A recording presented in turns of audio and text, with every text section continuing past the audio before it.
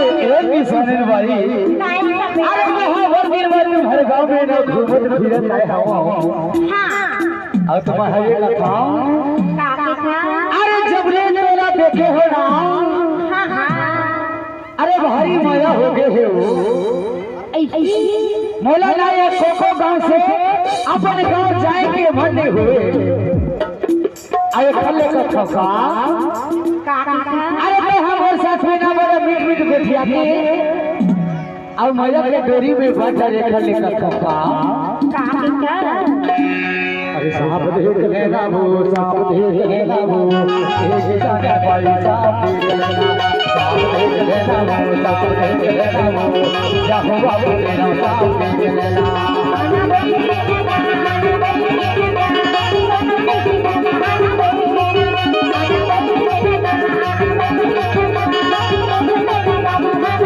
देख लेना वो साहब देख लेना वो एक जाने वाली साहब देख लेना साहब देख लेना वो साहब देख लेना वो चाहो बाबू लेना साहब देख लेना आज बंद कर मैंने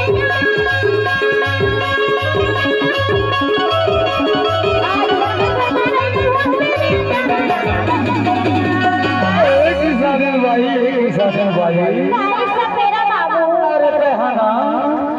अरे मिट मिट बैठिया से बैठे से हाय आज घर भर जगह के अरे ये तो बता किसान भाई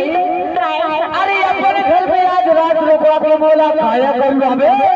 मैं हाँ अरे खाना खाऊंगा ऐसी का अरे हीरे का कमाया वाली अरे साहब देख लेना वो साहब देख लेना वो जब हुआ बने साहब देख लेना साहब देख लेना वो साहब देख लेना वो एक जाने वाली साहब देख लेना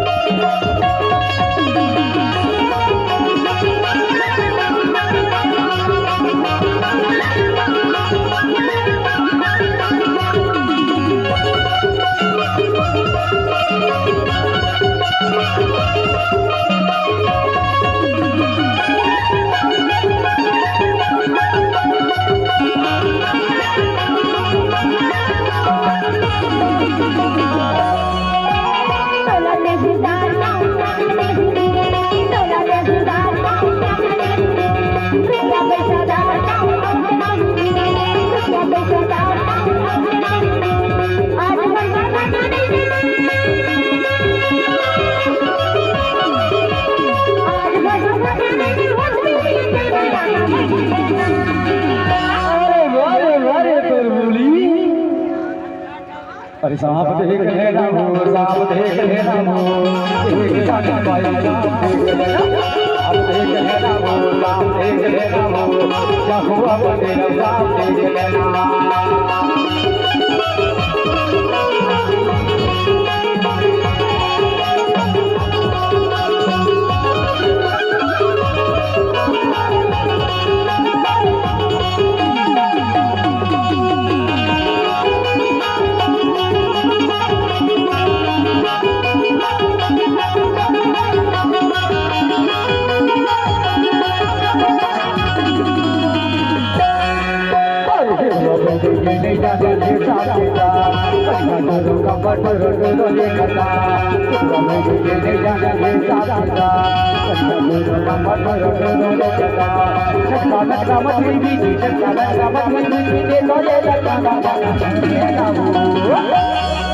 अच्छा बताना अरे कथा अरे अरे दिवाली में ना मैं हाँ आने वाले के सापला रख लिया है का साफ घर में जाता है काका देखे हैं का अब ये में बगडुमरा है